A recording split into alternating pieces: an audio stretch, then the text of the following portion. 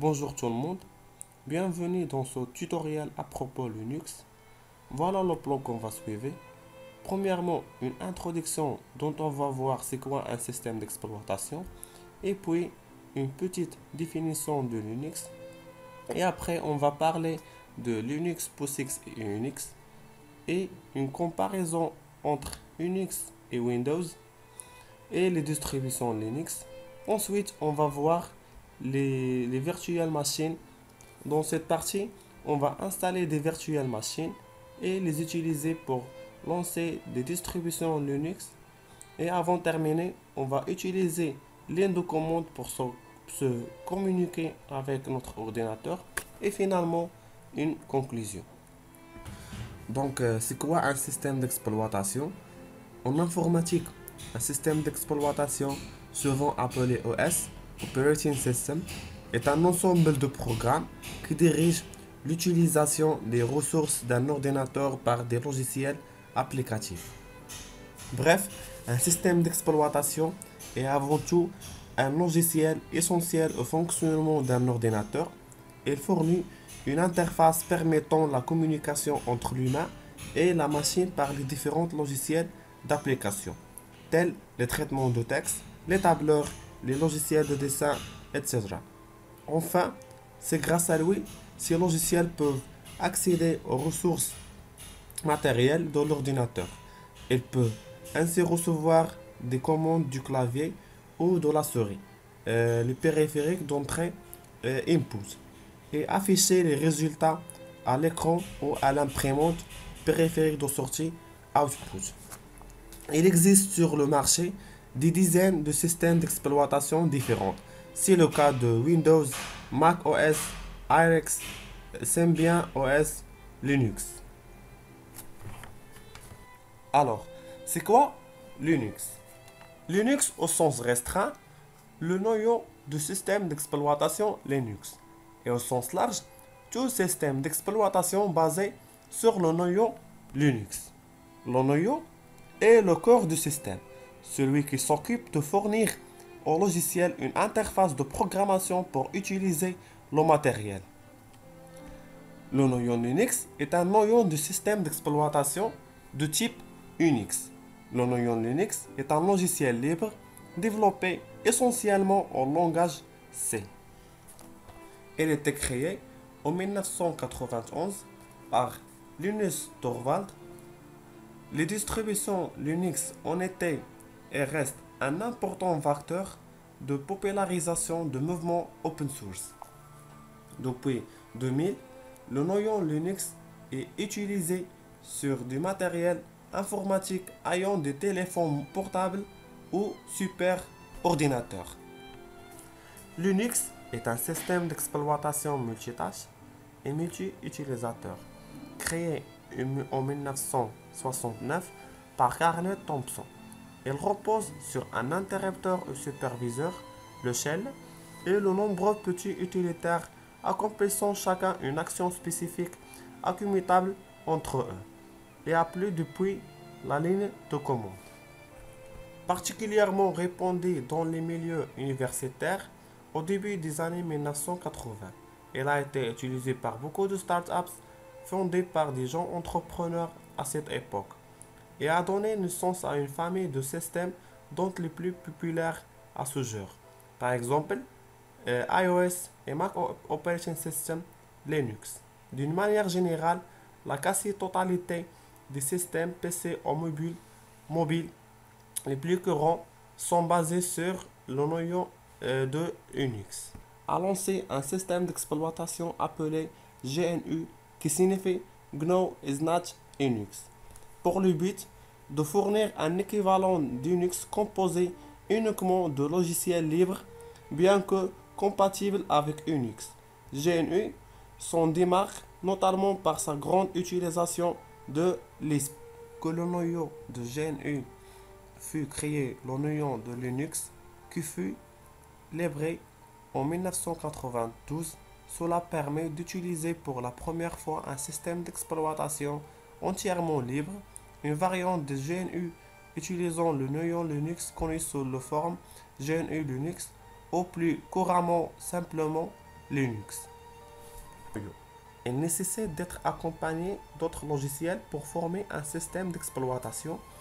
Une des possibilités les plus populaires est l'utilisation de Linux en tant que noyau de système d'exploitation GNU pour constituer un système désigné sous la forme GNU Linux ou simplement Linux. Plusieurs entreprises ou associations distribuent Linux et GNU accompagnés d'un ensemble cohérent de logiciels. On appelle distribution Linux un tel système. POSIX est une famille de normes techniques définies depuis 1988 par l'Institute of Electrical and Electronic Engineering. Ces normes ont émergé d'un projet de standardisation des interfaces de programmation des logiciels destinés à fonctionner sur les variantes de systèmes d'exploitation Unix. Le terme POSIX a été suggéré par Richard Stallman qui faisait partir de comités qui écrivent la première version de la norme, choisit de le retenir car il était facilement mémorisable.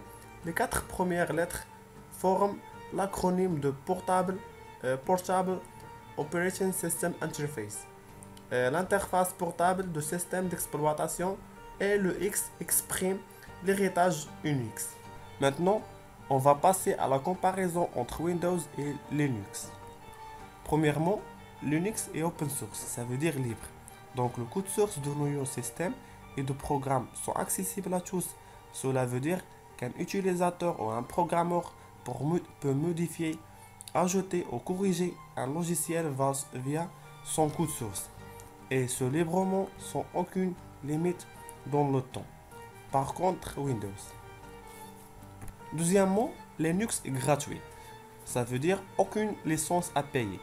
Donc, les économies pour les entreprises, ils peuvent alors faire plus de bénéfices sur certains services comme l'installation et le support Linux. Certaines distributions Linux sont payantes, mais la plupart d'entre eux sont moins chers que Windows. Troisièmement, la compatibilité multi-architecturale. Linux s'installe sur toutes sortes de machines. Intel, PowerPC, Spark, AMD, MIPS, Alpha, etc. En comparaison à ce jour, Windows n'est compatible qu'avec les processeurs Intel et AMD. Linux est parfaitement fonctionnel en mode terminal, c'est-à-dire sans interface graphique. En fait, l'interface graphique est optionnelle. Même si la plupart des utilisateurs utilisent une interface graphique comme KDE ou GNOME, elle est tout le même. Bon ne pas oublier que Linux, par principe, n'en a nullement besoin pour bien fonctionner. Pour rappel, à tout début de l'histoire de Linux, il n'y avait pas d'interface graphique à l'écran. Par contre, Windows, Linux est plus complexe.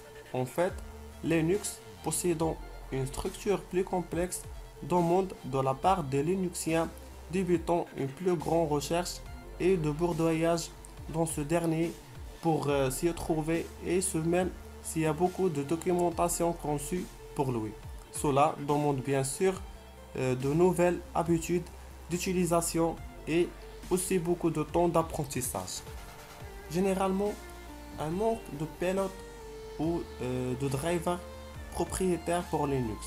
Le fait que la plupart des constructeurs de matériel informatique ne puissent écrire des fichiers pilotes pour Linux n'aide pas beaucoup aux concepteurs de noyaux à mieux détecter et exploiter au maximum toutes les fonctions de certains périphériques comme les imprimantes, scanners, routeurs Wi-Fi, webcam, etc. Les distributions Linux, appelées aussi distribution GNU Linux pour faire référence au logiciel de projet GNU, est un ensemble cohérent de logiciels, la plupart étant logiciels libres assemblés autour de noyaux Linux. Il existe une très grande variété de systèmes GNU Linux ayant chacun des objectifs et une philosophie particulière. Les éléments différenciant principalement ces systèmes d'exploitation sont la convivialité, facilité de mise en œuvre, l'intégration, c'est-à-dire taille du parc de logiciels validés et distribués, la notoriété, c'est-à-dire communauté informative pour résoudre les problèmes, leur fréquence de mise à jour, leur gestion de parc et le mainteneur de la distribution. Leur point commun est leur noyau Linux et un certain nombre de commandes. Les parties GNU et Linux d'un système d'exploitation sont indépendantes. On trouve aussi bien des systèmes avec Linux et sans GNU comme l'Android et des systèmes GNU sans Linux comme GNU URT. Et par exemple, on a Kali Linux. Kali Linux est une distribution GNU Linux sortie en 13 mars 2013 basée sur Debian. La distribution après la succession de Backtrack, son objectif est de fournir une distribution regroupant l'ensemble des outils nécessaires au test de sécurité d'un système d'information, notamment le test d'instruction. Il y a aussi Ubuntu. Ubuntu est un système d'exploitation GNU Linux basé sur la distribution Linux Debian. Il est développé et commercialisé et maintenu pour les ordinateurs individuels par la société Canonical. Elle est la distribution la plus consultée sur Internet d'après le site Alexa. Debian est une organisation communautaire et démocratique dont le but est le développement de systèmes d'exploitation basés exclusivement sur des logiciels libres. Ensuite, on a Fedora. Fedora est un système d'exploitation libre et une distribution GNU Linux développée par le projet Fedora et sponsorisée par l'entreprise Red Hat. Avant de terminer, on a OpenSUSE. OpenSUSE est une distribution Linux majeure d'origine allemande. C'est une distribution communautaire soutenue par SUSE et d'autres sponsors. Elle est héritière de l'historique SUSE Linux professionnel. Et certes aujourd'hui de base au produit SUSE Linux Entreprise. L'exploitation GNU Linux gratuit basé sur Ubuntu est conçu pour les ordinateurs individuels au même titre que Windows ou Mac Operating System. Il s'affirme que un système moderne, élégant et confortable, à la fois puissant et facile d'utilisation. Linux Mint est depuis 2011 la distribution Linux la plus recherchée sur le site DistroWatch. Une machine virtuelle, en anglais Virtual Machine, est une illusion d'un appareil informatique créé par un logiciel émulation. Le logiciel émulation simule la présence de ressources matérielles et logicielles telles que la mémoire, le processeur, le disque dur, voire le système d'exploitation et les pilotes permettant d'exécuter des programmes dans les mêmes conditions que celles de la machine simulée. Et dans cette vidéo, on a choisi deux virtual machines. La première c'est Oracle VirtualBox et la deuxième c'est VMware. Et maintenant on va passer comment télécharger et installer ces deux programmes. Pour télécharger VMware, vous devez accéder au site officiel vmware.com. Vous cliquez sur Download et ici il y a tous les produits de VMware. Ici on choisit Workstation Player. C'est le produit, c'est un produit gratuit. Vous cliquez ici.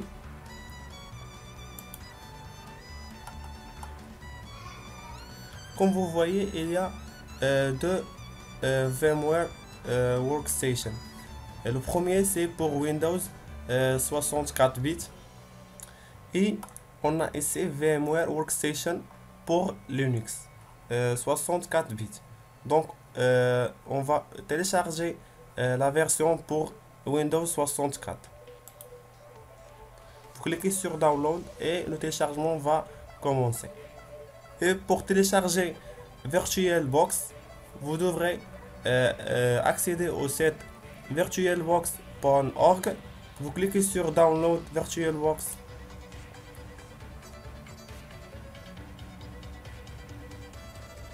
vous voyez ici, on a des différents systèmes d'exploitation.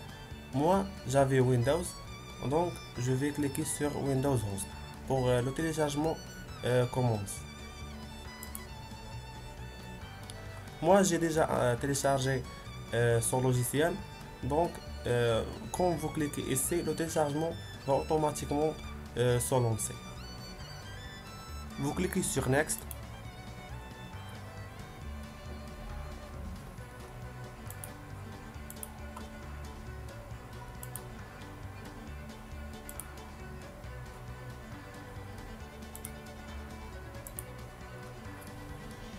Et à fin d'installation, vous cliquez sur Finish.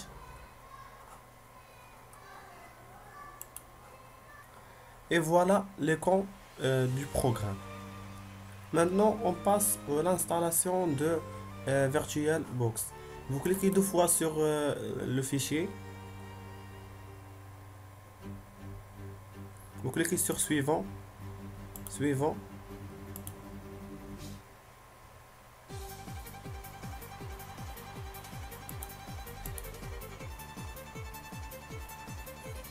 Donc, quand l'installation est finie, vous cliquez sur Terminer. Si vous voulez le démarrer, vous cochez cette icône. Ici, on a les deux programmes, VMware Workstation et Oracle VM VirtualBox. Je veux commencer avec VMware Workstation. Vous cliquez deux fois.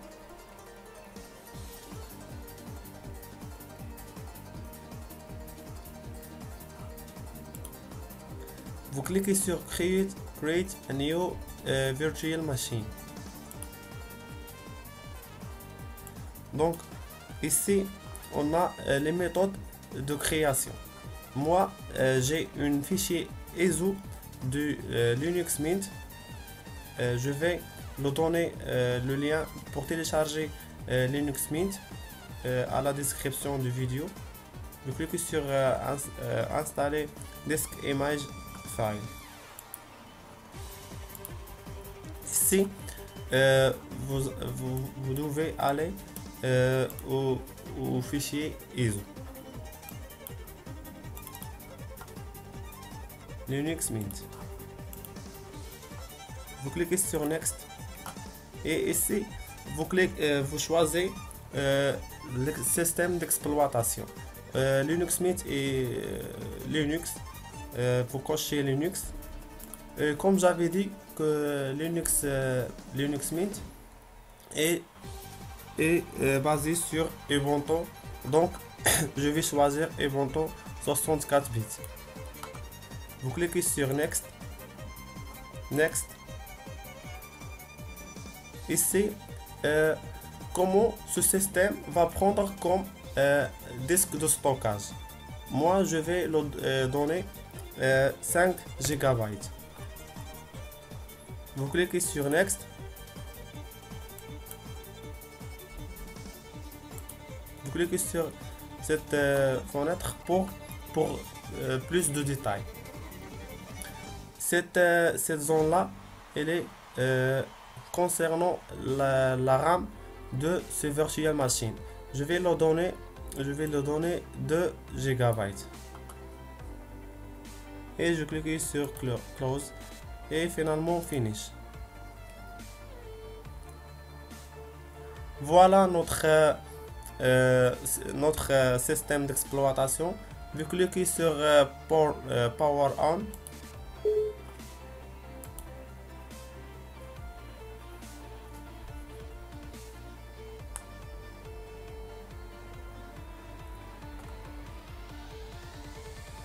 Voilà notre système d'exploitation. Choisir Start Linux Mint. Je clique sur Entrée.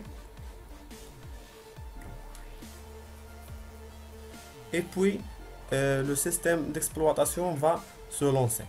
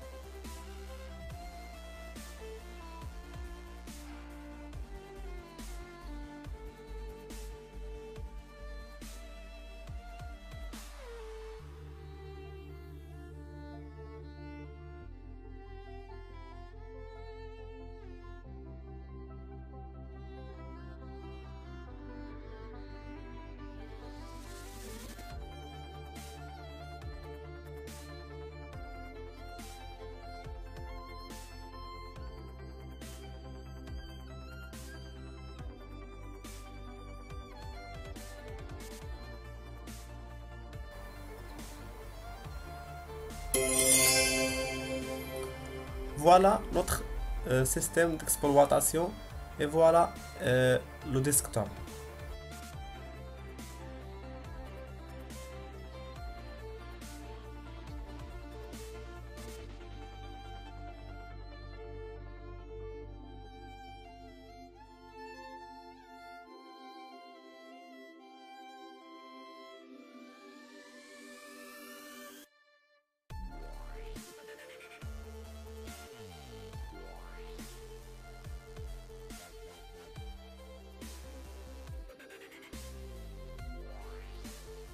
Maintenant, on va faire la même chose avec Oracle VirtualBox.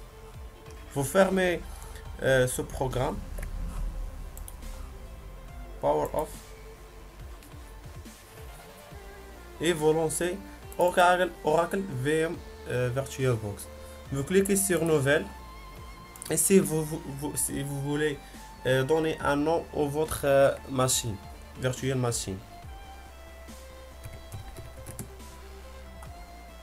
Mint et vous choisissez le système d'exploitation et la version. Voilà le RAM. Vous cliquez sur créer. La capacité, la taille des disques durs. Vous cliquez sur créer. Et voilà notre système, notre virtual machine. Vous cliquez sur démarrer. Ici, vous cliquez ici pour choisir le fichier ISO de Linux Mint.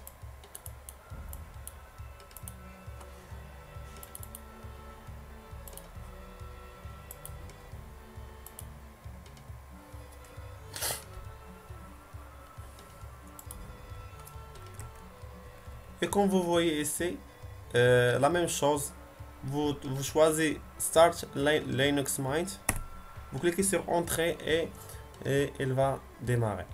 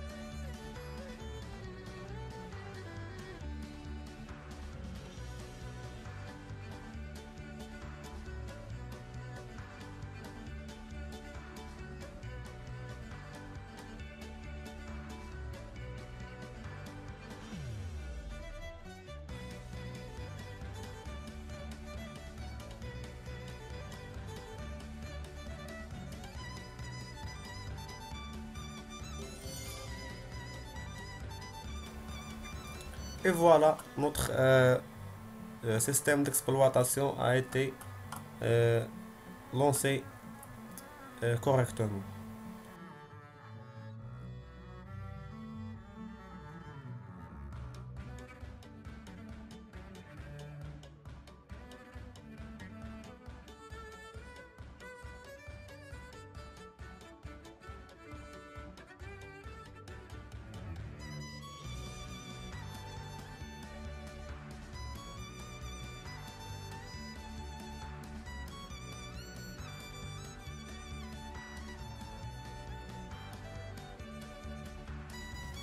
Maintenant, on va utiliser Terminal ou Command Line pour communiquer avec notre ordinateur.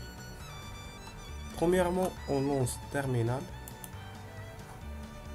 Et voilà notre terminal.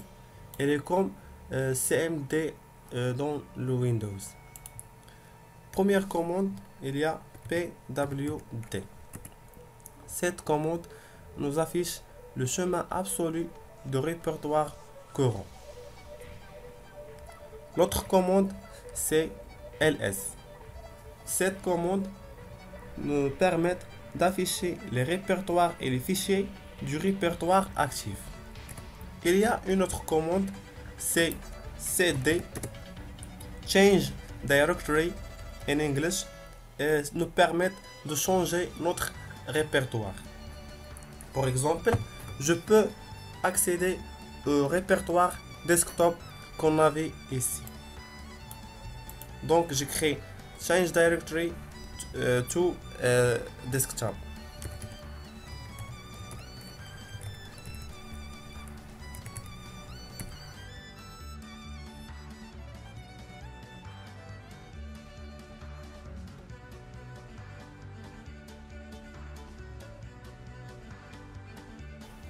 Et pour aller vers le répertoire parent, on écrit cd plus 2 points.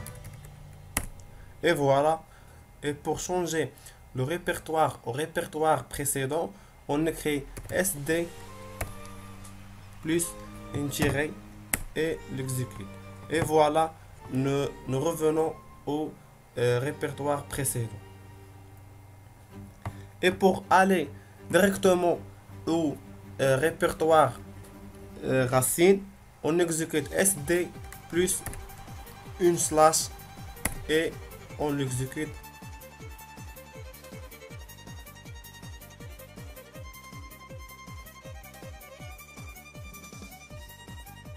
Et pour effacer l'écriture, cette écriture dans le terminal, on exécute une commande, c'est clear. Et voilà. Maintenant, on va voir une commande qui nous permet de créer un répertoire. Maintenant, par exemple, je crée un répertoire sous le nom de CEB.